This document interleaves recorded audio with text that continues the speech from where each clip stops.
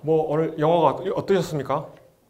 한마디씩 하신다면 괜찮았어요? 예, 어떤 점이? 영화가 스토리가 쭉 있어서 괜찮았다. 또 다른 의견 있습니까? 나는 이런 점이 좀 인상 깊었다. 네? 광기 우리 일반인들이 감당하기에는 광기가 좀 힘들죠. 예, 저만 그런지 모르겠는데 예술과 관련된 영화를 보다 보면 점점 추워지고 에어컨 때문인가? 추워지고 뭔가 약간 살이 떨리는 것 같은 그런 느낌이 들지 않아요? 저는 약간 그런 느낌이 있는 것 같습니다. 영화에서 보면 이제 약간의 사실과 많은 이렇게 허구가 막 뒤섞여 있어요. 뒤섞여 있어서 당시에 뭐 피카소하고 모딜리아니가 어떤 전시에서 자웅을 겨루었다 이런 거는 전에 의제 허병현 선생님이 이런 말씀하셨어요. 삶과 예술은 다투지 않는다. 그래서 어떤 사람의 삶과 어떤 사람의 삶이 서로 더 낫고 더 못하는 관계가 아니라는 거죠. 누구에게나 유일한 삶이고 예술도 그렇기 때문에 서로 다투지 않는다, 겨루지 않는다. 이런 게 의제 해병현 선생님이 하셨던 말씀인데요. 당시에 뭐 예술가들도 예술가들이 서로 경쟁해가지고 뭐 자웅을 겨룬다 이런 생각은 하지 않았을 것 같고요. 가장 비예술적인 생각이기 때문에 그런 생각을 하지 않았을 것 같은데 지금 그런 좀 무리한 설정들이 있어요. 그리고 피카소도 굉장히 막 뭐 조폭 두목 같은 느낌? 그 다음에 르누아르도 중간에 한번 등장했는데 뭔가 좀 그러니까 르누아르하고 모딜리아니가 만나서 했던 이야기들 또 서로에 대해서 했던 이야기들이 있습니다. 모딜리아니는 르누아르에 대해서 별로 좋은 인상을 못 받았어요. 그리고 아까 르누아르는 몇 가지 좋은 인상들을 받았고 그래서 아까 마지막에 르누아르의 말이 나왔죠. 발자크 상영 앞에서 아이처럼 춤추고 있는 모습 그 모습이 나에게 늘 되새겨진다. 이런 이야기들은 이제 르누아르가 보고 했던 바고요. 그 다음에 뭐 어떤 환상을 그리는 장면이랄지 아니면 마약한 친구가 그 어떤 수용소에 갇혀가지고 정신병원 같은 데 갇혀가지고 이렇게 포박되어 있는 그런 장면들 뒤에서 빛이 들어오죠. 빛이 이렇게 쫙 들어오잖아요. 빛이 딱 들어와가지고 처음에 모딜리아니가 뒤에 그 빛을 배경으로 서가지고 친구를 알아보게 만들고 친구를 안아가지고 그 친구가 그 빛을 바라보면서 이렇게 한숨을 추워 그러면서 이렇게 한숨을 쉬잖아요. 그런 장면들 그리고 그 친구가 죽어있는 그 쥐가 막 들끓는 곳에서 죽어있는 그런 장면들을 어떻게 환상이죠. 지금 모딜리아니가 머릿속에서 가지고 있었던 환상이고 그 다음에 또 뭐 장인어른과의 굉장히 그로테스크한 관계 그리고 저는 이 영화에서 가장 인상 깊었던 장면이 제 생각에는 대부분 그렇게 생각하진 않았을 것 같은데 저는 이제 모딜리아니의 그림이 뭘 지향하고 있다는 것을 이제 제 나름대로 정리하고 있는 것이 있기 때문에 그 장면이 머릿속에 떠올랐는데요. 그 피카소하고 르누아르를 방문하고 나오는 장면 있잖아요. 그래가지고 둘이 차를 타고 쭉 지나가는데 어떤 여성이 뒤에다가 그 나무찜을 메고 어떤 초라한 여성이 한 걸음 한 걸음 앞으로 내딛고 있는 그런 장면이 잠깐 나오잖아요. 그런데 저는 기본적으로 모딜리아니의 정서가 이 희망 없는 것처럼 보이는 세계 그리고 그 희망 없는 것처럼 보이는 세계는 아마도 모딜리아니가 살았던 동시대인들과의 관계들에서도 드러나는 것처럼 누군가는 돈에 또 그림을 파는데 또 이렇게 뭔가 사기도 있고 어떤 경쟁 관계에 있고 또 거트루드 스타인이라는 화상 뚱뚱한 여자 있잖아요. 그 뚱뚱한 여자가 불려가가지고 그림을 그려주는 그런 장면이 나오는데 거기서 보면 그 뚱뚱한 여자가 뭘 하고 머핀 같은 거를 개걸스럽게 먹잖아요. 굉장히 거트루드 스타인도 굉장히 유명한 화상인데 거기서는 굉장히 막 악역처럼 그렇게 그려진단 말이에요. 그래서 이제 저는 그런 게 1번 이 고통뿐인 것처럼 보이는 사람들의 사람들이 만든 세상, 그리고 지옥처럼 보이는 이 세상, 그리고 그렇다고 해서 누군가는 절대적으로 악인이고 누군가는 절대적으로 선인이고 그런 게 아니에요. 누구에게나 고통스러운 삶인데 또 서로에게는 어떤 악역인 거죠. 저 사람이 나에게, 또 이 사람이 저에게 악역이고, 그런 세계관을 모딜리아니가 가지고 있는 것 같아요. 그런데 그럼에도 불구하고 사람들이 그런 지옥 같은 세상에서 뭔가 희망의 빛을 놓지 않는 것, 어떤 희망의 빛을 놓지 않는 것, 그것을 저는 모딜리아니가 단테의 신곡의 세계관을 자기 나름대로 해석하고 있는 거라고 생각해요. 그런데 그러니까 아까 그 나무 짐을 지고 서서히 발을 끌어 옮기는 그 노인처럼 꼬마는 꼬마 나름대로, 또 성인은 성인 나름대로, 또 이런저런 담배나 약에 취하지 않고는 세상을 살아갈 수 없는 사람대로, 또 이런저런 그 머핀으로 스스로를 위로하지 않고는 살아갈 수 없는 그 거구의 화상은 화상대로 나름대로 이 고통뿐인 세상을 살아가면서, 여러분들 동의하십니까? 이 세상에 고통이 넘쳐나죠? 아닙니까? 제가 이제 군대에 있을 때 PX병 하면 진짜 편하겠다 그런 생각을 했어요. PX병이 뭔지 아시죠? 그런데 PX병도 나름대로 괴로워요. 그러니까 모든 사람이 아무리 옆에서 보면 편안해 보여도 이재용 편할 것 같아요? 저는 진짜 괴로울 것 같아요. 진짜 괴로울 것 같은데, 그런 의미에서 모두 확장해 보면 모두 다 괴로운 삶을 살아가고 있는데, 그럼에도 불구하고 희망 혹은 별, 이제 단테의 신곡에서는 그게 별로 나타나거든요. 별로 나타나는데, 그것을 바라보면서 뭔가를 기다리고 있는, 어떤 이 고통이 끝나기를 기다리고 있는 사람들을 모딜리아니가 그리지 않았나, 저는 그런 생각을 해요. 근데 오늘 좀 강의를 따라오시면서 왜 그렇게 생각할 수 있을까? 한번 생각해 보시기 바랍니다. 이 영화는 맥 데이비스라는 1961년생 감독이 만든 영화고요. 이 감독은 영화를 많이 찍은 것 같아요? 글을 많이 쓴 것 같아요? 글을 많이 썼죠. 각본을 많이 썼어요. 그리고 감독은 3번 했고, 지금 이 모딜리아니가 2번째 감독으로 만든 것이라고 할 수 있겠습니다. 그리고 굉장히 싱크로율이 높고 굉장히 연기를 잘했죠. 자연스럽게 정말 모딜리아니를 우리가 보고 있는 것처럼 그 앤디 가르시아라는 걸출한 그 주연 배우가 아주 연기를 잘했던 것 같고, 잔 에비테른으로 여기 엘자 질버스타인이라는 나왔고, 여기 파블로 피카소가 나왔습니다. 단테의 신곡은 뭐 단테가 쓴 건데요. 그 이탈리아 피렌테 출신의 정치가이자 시인인데, 35세 때 피렌체에 6인이 하는 공동 총리가 돼요. 그래서 굉장히 정치적으로 성공합니다. 그런데 무슨 일이 있어서 로마에 잠깐 가요. 근데 로마에 가고 있는 동안 자기의 정치적 정적들이 일을 도모해가지고 피렌체에서 추방당합니다. 법적으로 추방당해요. 그래서 피렌체로 돌아가지 못하고, 가족과 지인들이 있는 피렌체로 돌아가지 못하고 이탈리아 곳곳을 전전긍긍합니다.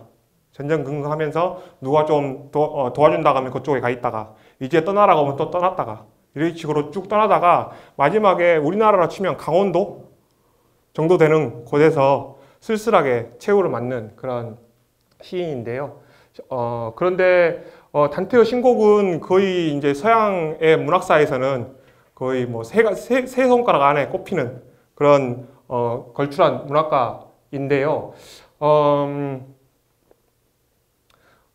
그러니까 단테는 그리스 로마로부터 시작하는 어떤 문학의 전통, 그리고 당시에 중세시대니까요. 그 다음에 기독교의 전통을 다 아우르는 단테의 신곡을 쓴 거예요. 신곡을 쓴 거예요. 그래서 신곡은 성스러운 코미디인데, 코미디는 웃긴 거잖아요. 그래서 지금 단테는 이걸 코미디라고 이름을 붙인 이유가, 첫 번째로는 무섭게 시작해가지고 웃기게 끝난다. 그러니까 지옥으로부터 시작해가지고 천국에서 끝나거든요. 이야기가. 그래서 코미디라고 붙였다고 하고, 또 코미디는 기본적으로 정치 비판적인 성격을 가지고 있습니다. 그래서 정치 권위가 있는, 그리고 코미디라는 어떤 문학 장르가 아니라면 함부로 깔 수 없는 그런 현실에 대해서, 또 여기에서는 지옥에 있는 교황도 나와요. 이 단테의 신곡에는. 그래서 어떤 권위에 대한 도전, 그리고 비틀고 웃기는 것, 그런 의미에서 어떤 성스러운 코미디라는 이름을 붙였습니다.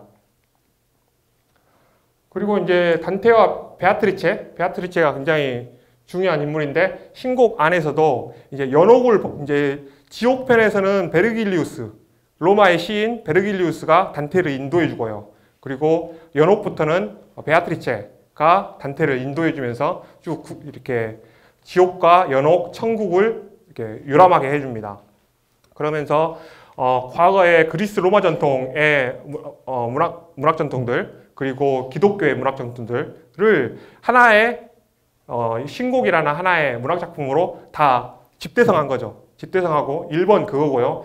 2번 단테가 살아갔던 그 현실에서의 정치적인 현실들, 이것도 지금 여기에 몰아넣고 있습니다. 또 그것뿐만이 아니라 굉장히 형식적으로 잘 조직되어 있어요.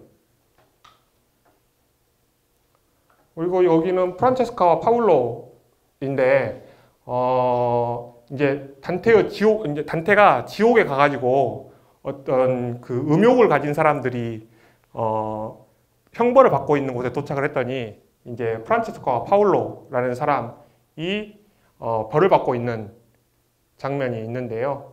그거는 이제 이 로댕의 지옥의 문도 단테의 신곡에서 모티브를 잡아가지고 한 거거든요. 그래서 우리가 잘 아는 이 키스, 입맞춤이라는 작품이 바로 파울로와 프란체스카에 관련된 내용입니다. 을 여기 안에 단테의 로댕의 지옥의 문에 형상화한 것이고요. 그리고 이게 그 지옥에 여기서부터 시작을 하죠. 여기서부터 시작해가지고 쭉 내려갔다가 여기가 천국이고요. 그래서 이런 지옥의 각각의 층위에서 만난 역사적 인물들, 또 당시 동시대 교황이나 정치가들을 여기 안에서 쭉 만나게 되는 거죠.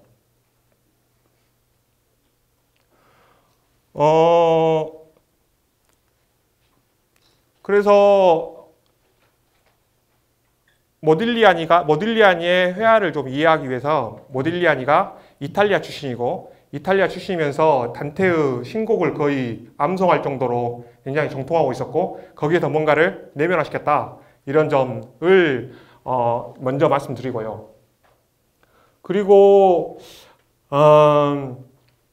또 하나 여러분들이 이제 좀 다른 계열의 내용을 알아야 되는 게,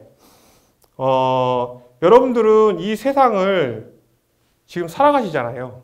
이 세상을 살아가시는데, 이건 뭡니까? 이걸 리모컨? 이걸 뭐라 그러죠? 프로젝터?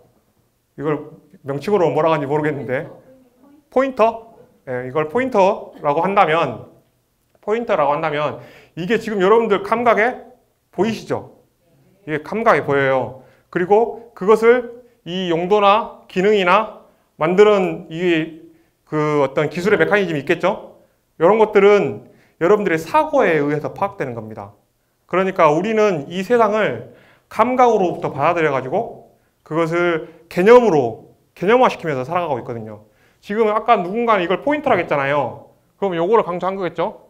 이 포인터를. 누군가는 프로젝터라고 그랬잖아요. 프로젝터가 아니라 이걸 뭐라고 하는데? 리모컨은 이렇게 원거리에서 조정되는 거, 이걸 말하는 거고. 그래서 우리가 세상을 만나는 방식은 한편에서는 감각이 있습니다. 감각. 그리고 다른 한편에서는 개념이 있어요. 개념이 있고, 이 감각은 우리들의 감각 능력을 통해서, 그러니까 오감이라고 부르죠. 시각, 촉각, 후각, 미각, 이런 5가지 감각을 통해서 감각 자료를 받아들이고요. 그 받아들인 것을 그대로 놔둔 게 아니라 이것을 개념화시켜가지고 계속 사고하면서 우리가 살아간단 말이에요. 누구나 그렇습니다. 누구나 그런 방식으로 살아가는데 인간이 세계를 그런 방식으로 살아간다면 예술 작품도 그런 방식으로 그려질 수 있겠네요. 그죠?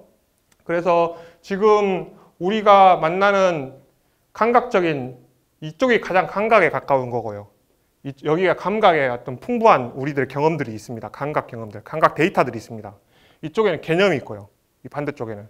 그래서 우리가 경험하는 여러분들 사과가 실제 과수원에 가서 본 적 있어요? 아니면 야생에 열려있는 사과 본 적 있어요?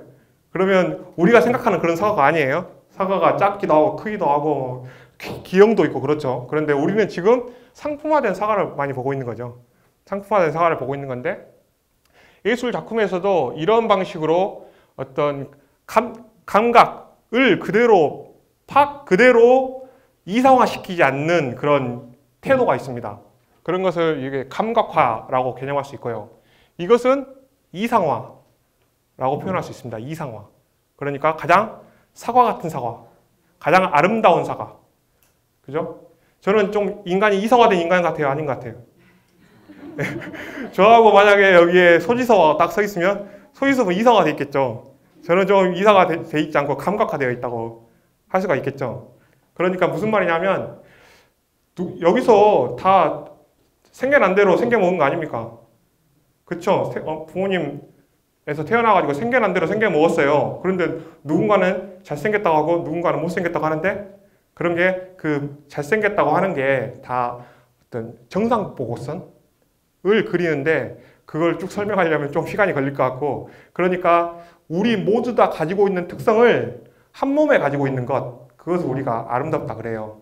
그런데 이 사과도 역시 그런 방식으로 이게 아름다운 사과인 거고 이런 방식으로 표현하는 것을 미술에서는 고전주의, 이성화된 예술이라고 합니다. 그리고 이것은 감정과 결합하는 거예요. 사과가 감정과 결합해. 그래서 사실은 저는 이건 지금 토마토 축제 장면인데 이게 아니라 강호동이 사과를 이렇게 부시고 있는 거 그걸 넣고 싶었어요. 근데 아무리 찾아봐도 없어요. 그래서 어떤 대상이 한편으로는 어떤 조작 없는 감각적인 것일 수 있고 그것을 어떤 그 종이 가지고 있는 보편적인 것으로 모아가지고 이상화시킬 수도 있고 그리고 감정화시킬 수가 있고 그리고 이것은 뭘까요? 이거 황금사과? 파리스의 사과 아신가요 혹시? 파리스가 그렇죠. 트로이 목마. 그래서 파리스가 지나가는데 새 여신이 이 중에 가장 아름답다고 생각하는 여신에게 이 사과를 네가 줘. 그러면서 황금사과를 줬어요. 그래서 파리스가 그것을 비너스한테 주죠. 아프로디테한테 줘서 이 세상에서 가장 아름다운 여성을 헬레나를 부인으로 얻잖아요. 그런 것처럼 이건 사과가 뭐하고 결합한 건가요? 이야기하고 결합한 거죠. 사과가 이야기하고 결합한 거예요. 그리고 뉴턴의 사과도 빌헬름 텔의 사과도 이야기와 결합한 사과. 아담의 사과 이런 것도 이야기와 결합한 사과예요. 그리고 이것은 도식화된 겁니다. 도식화. 그래서 제가 지금 모딜리아니하고 좀 관계가 없어 보이는 설명을 쭉 했는데 그러니까 우리가 이 세계를 경험하는 방식대로 그런 방식대로 예술 작품도 이 세계를 표현한다. 그거고요. 그러면 모딜리아니의 작품은 이 중에 어떤 거하고 관계가 있을까? 하면 이 도식화하고 관계가 있습니다. 도식화. 이거는 우리가 감각적으로 접하는 사과고요. 이것은 이성화된 사과. 이것은 감정화된 사과. 그리고 이것은 담론화된 사과. 그죠? 그래서 여기에 파리스의 심판, 이 사과가 여기 있죠. 애플의 사과, 또 이거는 별로 관계없는 건데 잘못 들어갔어요. 잘려야 되는데 아무튼 아담의 사과, 빌레름 텔의 사과 이렇게 담론화되는 거. 그리고 이렇게 도식화된 겁니다. 도식화됐는데 애플 사과도 그냥 아무렇게나 그린 게 아니에요. 여기에 보면 황금비가 쭉 있어가지고 그 황금비가 안에 들어가 있는 겁니다. 그러니까 뭔가 혼란스러워 보이는 게 아니라 하나의 원칙으로 딱 결합된 것처럼 보이죠. 이런 것이 도식화의 세계입니다. 그래서 도식화는 이제 뭐 꼬마들이 사과 하나 그려봐 그러면 이렇게 해가지고 그리겠죠. 여러분도 그렇게 그릴 거고요. 그런데 거기에는 또 다른 세계가 있어요. 또 도식화된 단순화된 그림처럼 보이지만 또 다른 세계가 있는데 모딜리아니의 그림이 이런 도식화에 관련된 것이고 이게 도식화라는 것을 이해하고 봐야 좀 더 접근할 수가 있다. 그런 생각이고요. 그래서 감각화, 이상화, 감정화, 담론화, 도식화 그리고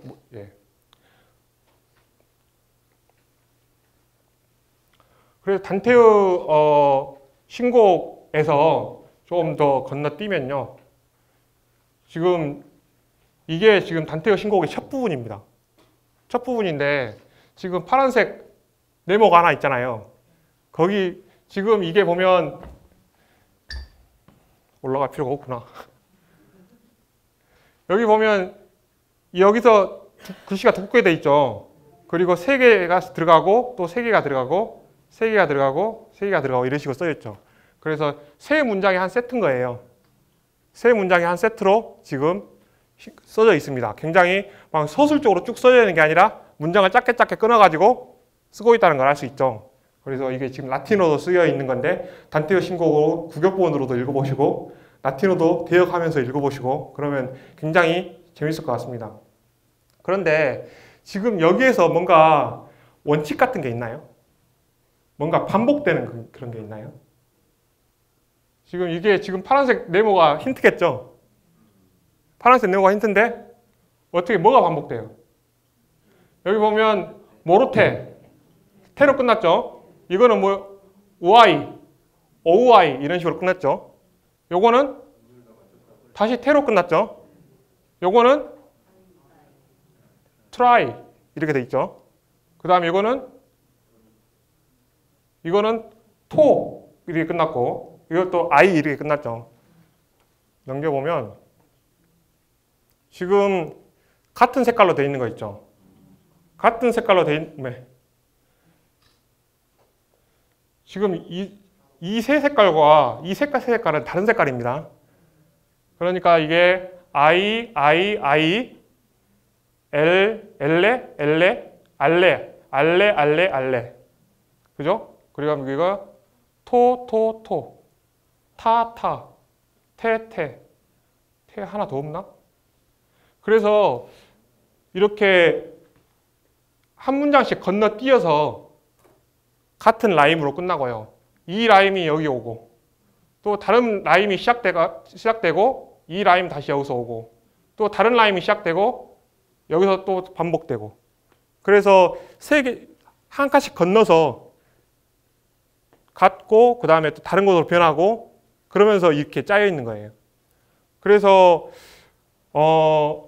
문학 작품에서 이런 라임들 그리고 이런 소리가 가지고 있는 어떤 뉘앙스들을 굉장히 강조하는데 이게 정말 잘 짜여 있는 거예요.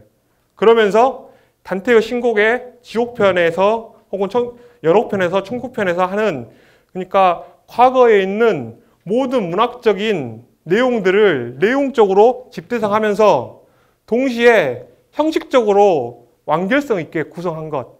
이 두 가지 때문에 신곡 하는 겁니다. 그래서 이탈리아에서는 초등학교부터 대학교까지 신곡을 계속 배우는 거예요. 암송하게 만들고. 그런데 이게 예술에서 등장할 때는 어떻게 등장할까? 그러니까 태하고 아이하고 어떤 게 더 멈춰있는 것 같고 어떤 게 더 좀 끄는 것 같아요. 태, 아이. 그죠? 태는 끊기고 아이는 늘어진단 말이에요. 이런 어떤 소리가 가지고 있는 어떤 이렇게 끊어지는 느낌과 이어지는 느낌 이런 것들이 절묘하게 결합되면서 이 내용을 서술하고 있다. 이런 것들을 지금 단테의 신곡에서 파악해 볼 수가 있고요. 또 지금 단테의 지옥편은 아까 제가 별이라고 이야기했잖아요. 희망, 별이라고 이야기했는데 지옥의 입구에서는 별 없는 하늘 그리고 지옥편의 끝에서는 우러러보는 별이라고 끝납니다. 그리고 연옥편의 끝행에서는 지향하는 별이 끝나고 천국편의 끝행에서는 수많은 별 이런 식으로 별이 반복되고 별이 아까 제가 말한 걸로 하면 어떤 희망인데 뭐 이렇게 쉬운 희망이 아니고 정말 괴로운 현실 속에서 그렇지만 이 삶을 한 발 한 발 내디어 가야 하는 그런 상황이고, 그 다음에 이게 33장, 33장, 33장에서 총 99장이죠.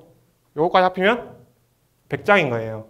그래서 이런 형식적인 것과 내용적인 것을 잘 결합시킨 거, 이게 신곡이 가지고 있는 어떤 문학적 장점이라고 할 수 있습니다. 지옥에서는 이게 지옥편 제일 앞장에 있는 말인데요. 이곳에 들어오는 자야 모든 희망을 버려라. 그리고 지금 여기서 말하는 지옥은 꼭 지옥만이 아니에요. 우리가 지금 살고 있는 현실이기도 한 거예요.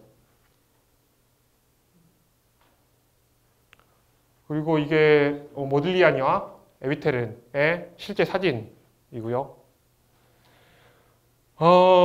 이제 아까 신곡에서 이런저런 문학적인 것들을 봤는데 그게 회화에서는 어떤 식으로 나타날까? 이런 것이 이제 문제예요. 문제인데 지금 1번, 이게 1번이고 이게 2번이에요. 하나는 진짜 모딜리아니가 그린 거고요. 다른 하나는 모딜리아니가 그린 게 아닙니다. 1번이 길까요? 2번이 길까요? 나는 1번이 모딜리아니가 그린 거다. 네, 손 내리시고. 나는 2번이 모딜리아니가 그린 거다. 손. 예, 다수결로 하면 1번이 모딜리아니가 그린 것 같아요. 그런데 보면 어떻게 다른 것 같아요? 일단 색깔이 다르죠. 색깔이 어떤 게 맑습니까? 이게 맑아요? 이게 맑아요? 이게 훨씬 맑죠. 이게 색깔이 훨씬 맑은 거예요. 야, 유화는 역시 유화 그려보셨습니까? 유화 잘 안 그려보셨죠? 유화는 칠해놓으면 하루 반 정도 있으면 말라요. 마르는데 모딜리아니는 이걸 마르기 전에 그림을 그렸어요. 마르기 전에 그림을 그리면 투명합니다. 투명해져요. 그런데 마르고 나서 그러잖아요. 그럼 거칠거칠해지면서 이게 어떤 투명도를 상실합니다. 마르고 나서 계속 그리면, 쌓아서 그리면. 장단점이 있는데요. 지금 이게 훨씬 색깔이 맑고 이게 좀 더 탁하다. 그런 걸 여러분들 실제 그림 그려보면요. 예, 이게 색을 맑게 쓴다는 게 너무 어렵다는 걸 알게 됩니다. 왜냐하면 색을 맑게 쓰면 색깔이 야생마겠어요? 아니면 고분고분한 진말이겠어요? 색깔을 맑게 쓰면 야생마처럼 됩니다. 그래가지고 색깔들이 서로 충돌하기 때문에 그걸 맞추기가 너무 힘들어요. 그렇기 때문에 사람들이 그 충돌을 줄이려고 흰색이나 검정색을 섞는 거예요. 색깔 섞어버려요. 섞으면 부드러워지거든요. 예. 그런데 지금 나는 내가 이 두 그림에서 차이를 내가 발견해봤다. 예. 아, 이건 서명이 있고 이건 서명이 없다. 좋아요. 예. 또 눈동자가 얘는 윤곽이 뚜렷해요? 흐릿해요? 얘는 흐릿해요? 잘 보세요. 지금 오늘 이 그림 하나만 보는 것만 해도 자, 이거는 오른쪽 눈과 왼쪽 눈의 흐릿하고 뚜렷한 정도가 차이가 있습니까? 같습니까? 이건 차이가 있죠. 얘는 거의 같죠? 그죠? 자, 이거 손하고 얼굴하고 연결된 선 봐보세요. 여기는 좀 더 끊어져 있죠. 얘는 이어져 있죠. 이 이어져 있는 게 어떤 느낌을 줍니까? 그러니까 이게 이어져 있다는 말은 여기가 끊어져 있고 여기가 끊어져 있다는 말이죠. 그리고 여기는 여기에 끊어진 거에 비하면 이어져 있는 거예요. 그런 게 이 얼굴을 답답하게 만듭니까? 아니면 숨통을 틔워줍니까? 잘 생각해 보세요. 무슨 말인지 아시겠어요? 얘는 자, 이 라인과 이 라인을 봅시다. 그죠? 이 라인과 이 라인. 이 라인과 이 라인. 자, 이거는 1과 2 사이에 차이가 커요, 작아요? 크죠? 얘는 차이가 적죠? 그러니까 어떤 게 더, 이거는 이쪽은 잡혀있고 이쪽은 풀어져 있어요. 얘는 이쪽도 잡혀있고 이쪽도 잡혀있어요. 이게 심심하죠? 이쪽은 한쪽이 터져 있으니까 답답한 느낌이 없단 말이에요. 이해되세요?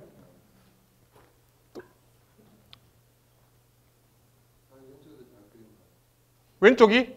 이게요? 그죠? 여러분들이 조금만 이제 그림 보기 시작하면 이런 그림 그냥 쓰레기예요, 쓰레기. 이거는 어떤 작가가 그린 게 아니라 누가 이걸 카피해 본 거예요, 최근에. 최근에 카피해 본 건데 여러분들이 이렇게 비교를 해놓고 봐야 아, 지금 모딜리아니가 여기다가 엄청난 섬세한 조작을 여기서 하고 있는 거구나. 지금 여기 머리카락은 어떻게 됩니까? 쭉 내려오죠. 이 머리카락은 불룩하죠. 왜 그렇게 했을까? 여러 가지로 놓고 생각해 보면 다 이유가 있어요. 이유가 있는데 그것을 모딜리아니는 감각적으로 한 거예요. 약간 분석적인 생각도 하긴 했겠죠. 그런데 기본적으로 감각적으로 한 거예요. 이것을 후대에 읽는 사람들은 좀 더 분석적으로 해야지 설명할 수가 있겠죠. 안 그러면 설명할 수가 없잖아요. 설명하려고 들으려고 할 경우에. 그러면 지금 이 라인과 이게 A예요. 이게 B예요. A야 어떤 게 길게 쭉 늘어지고 어떤 게 꺾입니까? A가 길게 늘어지고 B는 꺾이죠. 그러니까 이게 꺾인 거예요. 그걸 맞춰주기 위해서. 자, 이거 보면 이거 있죠? 이게 지금 수평이에요? 사선이에요? 약간 사선이죠? 왜 그렇게 했을까?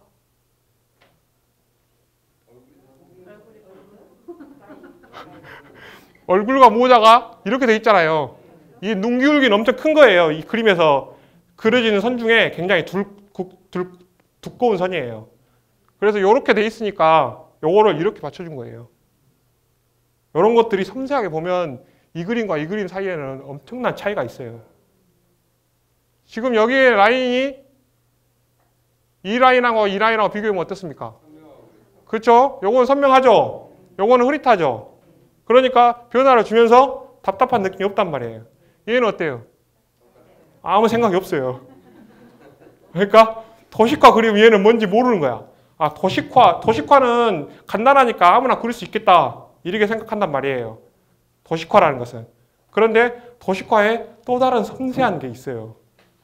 그 섬세한 것을 했는데 제가 아까 단테의 신곡의 문학적인 라임에서 태와 아이 이런 것들이 서로 끊기고 이어지고 이런 것도 있다 그랬잖아요. 그런 것이 문학적으로 회화에서는 이런 식으로 등장하는 거예요. 서관 한번 오셨어요? 그럴 듯 합니까? 그냥 그런가 보다. 그래요? 너무 갖다 붙이니까. 아, 그래요? 저 목숨 걸고 하고 있는 건데. 이거는 자화상이 많이 없어요, 모딜리아니가. 모딜리아니 자화상이고 에비테리는 아까 봤던 작품이고요. 지금 보면은 이제 좀 다른 게 보이십니까? 이쪽 라인은 지금 여기 터져 있어요. 끊어져 있어요. 터졌죠? 이쪽은 끊어져 있죠? 눈썹도 보면 이거는 눈썹이 그래도 비슷한데 뭐 지금 여기에다가 이 라인을 넣은 이유, 이 라인이 없으면 여기가 어둡게 하기가 어렵겠죠? 그래서 근데 이 라인이 너무 여기까지 까매지면 싫은 거예요. 그래서 끊어가지고 여기를 어둡게 해주고 이런 섬세한 조작들이 쭉 있습니다. 모딜리아니가 굉장히 즐겁게 생겼죠. 좀 제가 봤을 때 개구쟁이처럼 생겼고 그 다음에 굉장히 문학적이고 그 문학적인 것을 회화로 그릴 줄 알았고 그리고 그 느낌. 근데 모딜리아니는 눈동자를 안 그려요. 왜 눈동자를 안 그리는지도 좀 이따 같이 알아보도록 합시다.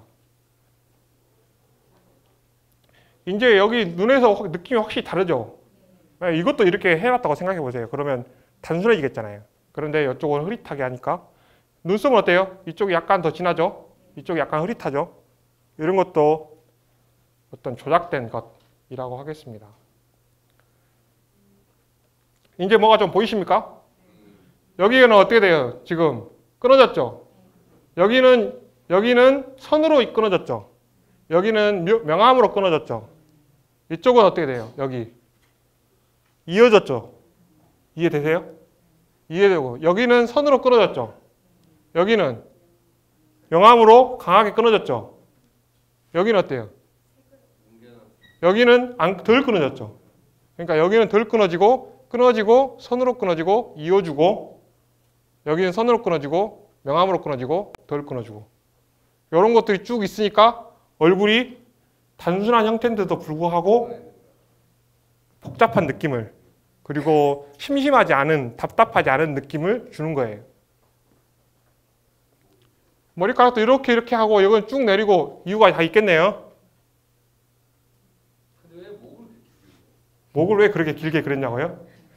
그러게요. 그거는 좀 생각을 그거는 아마 생각을 해보시기 바랍니다. 목을 왜 길게 했을까?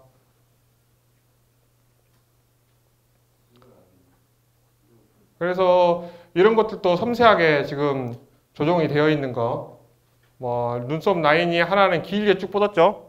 이거는 옆에서 꺾어졌죠. 꺾어주는 거. 그 다음에 요건 눈이 좀 더 어둡게 됐고 이쪽은 좀 더 명암 차이가 덜 나게 돼 있고, 이런 여기 끊어주는 거 섬세하게 끊어졌죠. 이런 것들이 다 조작되어 있는 거. 여기에 머리카락이 뭐죠? 지금 이 사람이 가운데 있어요. 왼쪽으로 가 있어요.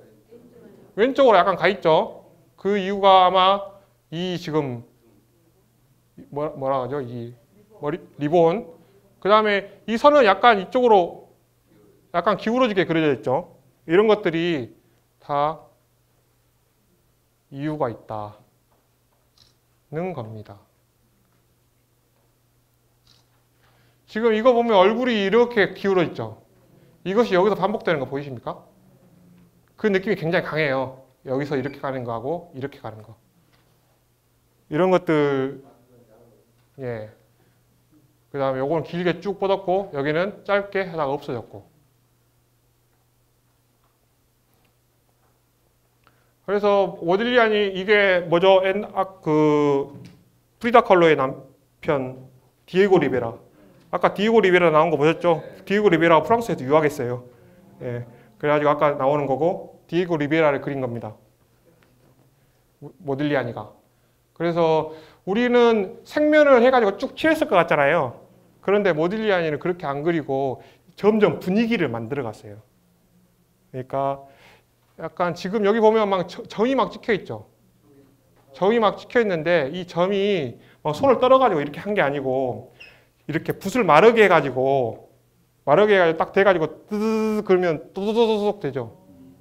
그런 방식으로 해가지고 형태들을 만들어가는 거예요. 처음에 너무 진하게 칠하면 이게 느낌을 보면서 갈 수가 없으니까 이렇게 붓을 마르게 해가지고 마른 붓으로 하면서 형태를 만들어가고 색깔도 서서히 올려요. 한꺼번에 타가지고 페인트 칠하듯이 칠한 게 아니고 서서히 올리면서 계속 느낌을 보는 거예요. 이건 피카소를 그린 거고 역시 여기서도 색깔을 올리면서 지금 분위기를 보고 있는 거를 확인할 수가 있죠. 여기가 피카소, 모딜리아니. 아까 모딜리아니 얼굴 뜨는 거 보셨죠? 이게 진짜 데스 마스크입니다. 모딜리아니. 그리고 이제 모딜리아니가 유태인 가정에서 태어났어요. 그리고 본인 집은 뭐 상업을 했던가 아무튼 뭐 이렇게 장사하는 집안이었어요. 장사하는 집안이었는데 아까 망해가지고 다 세금으로 이렇게 가져가고, 근데 뭐 당시에 출산하는 임산부 침대 위에 있는 건 안 가져가는 풍습이 있었나 보죠. 법이 있었거나. 그래가지고 싹 쌓아놓고 하는 거 보셨죠. 그런데 그래가지고 굉장히 엄마가 모딜리아니를 엄청 사랑해줬어요. 엄청 사랑해줘가지고 잘생기기도 했고 동네 애들도 다 모딜리아니를 잘생겨가지고, 그리고 이제 굉장히 총명했고, 그래서 어렸을 때 엄마가 얘를 예술적으로 수준 있게 키워야 되겠다는 욕심이 있었어요. 그래가지고 이렇게 이탈리아의 유명한 어떤 건축물이나 조각 작품들이 있는 곳을 보려고 데리고 다녔어요. 데리고 다녔는데 그때 모딜리아니의 눈에 꽂힌 게 바로 티노 다 카마이노의 조각 작품입니다. 이 조각 작품. 그래서 이 조각 작품, 저는 이 눈동자가 없는 게 모딜리아니가 이런 조각 작품에서 봤던 어떤 느낌을 추적한 거 아닌가, 그런 생각입니다. 그 다음에 아까 목이 길거나 이런 식으로 옆으로 기울어 있는 거 있잖아요. 기울어 있는 거는 역시 그런 어떤 포즈가 주는 강한 느낌이 있어요. 그 포즈가 주는 강한 느낌을 가장 섬세하게 추적한 사람이 라파엘로예요. 라파엘로의 그림 보면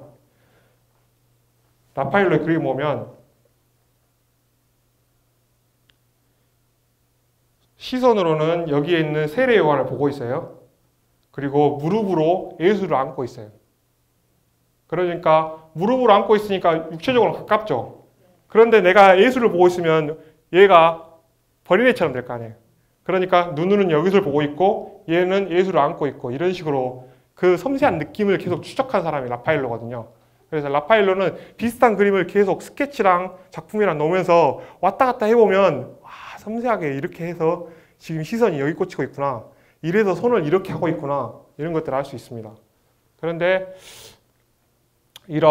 그런 신체의 포즈가 주는 느낌, 그 느낌을 섬세하게 표현하고 있다고 생각합니다.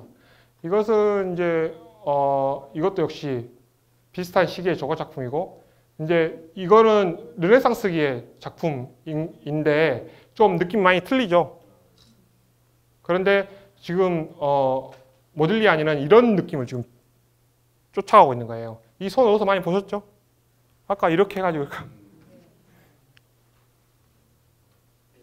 역시 이거는 미켈란젤로의 피에타상이고 이거는 중세시대의 피에타상인데 이런 느낌을 추적하고 있다. 이런 느낌을 추적하고 있다.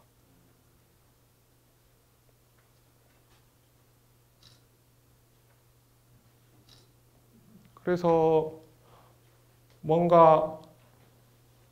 뭔가를 기다리고 있는, 뭔가 희망을 놓지 않고 있는, 그렇지만 현실은 거의 지옥 같은 그런 사람들의 어떤 우스어린 표정, 이런 것들을 포착하려고 하지 않았나 그런 생각입니다.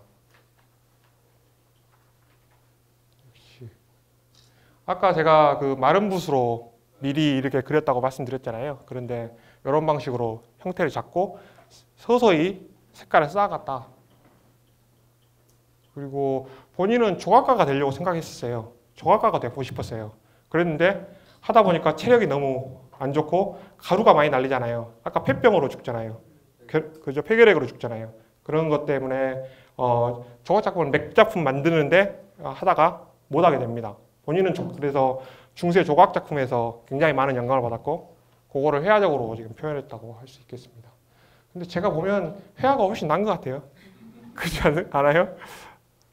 답답해 보여요. 좀 딱딱하고 답답해 보이지 않습니까?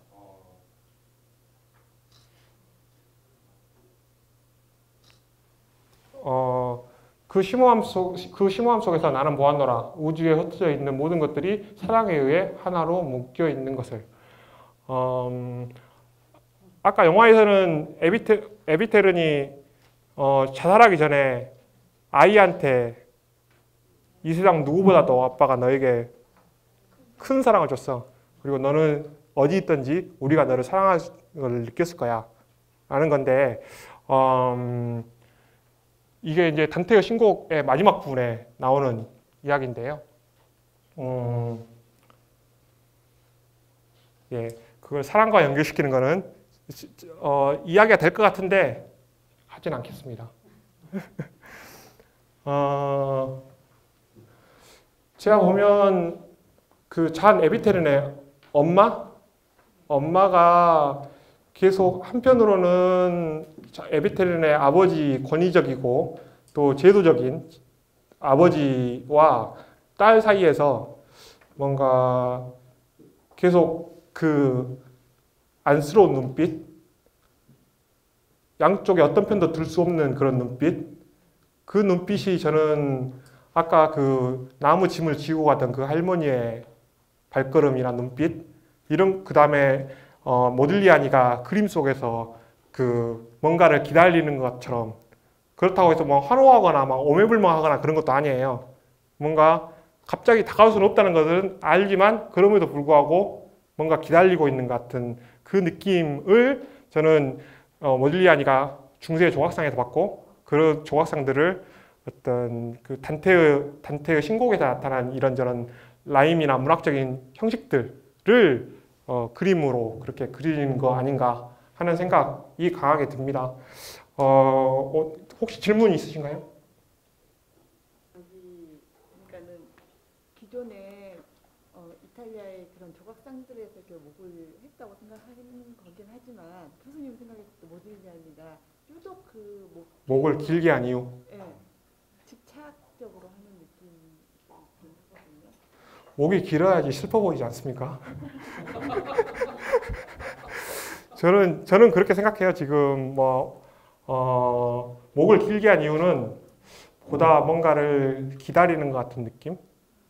이런 거를 좀 더 그렇다고 해서 막 적극적으로 찾아나서는 게 아니라 그렇다고 해서 빨리 이 문제가 해결될 거라고 기대하는 게 아니라 뭔가 1번 절망, 2번 그럼에도 불구하고 이런 느낌을 주기 위해서 하지 않았나 저는 그렇게 생각해 봅니다. 예, 오늘은 이렇게 마치겠습니다. 고맙습니다.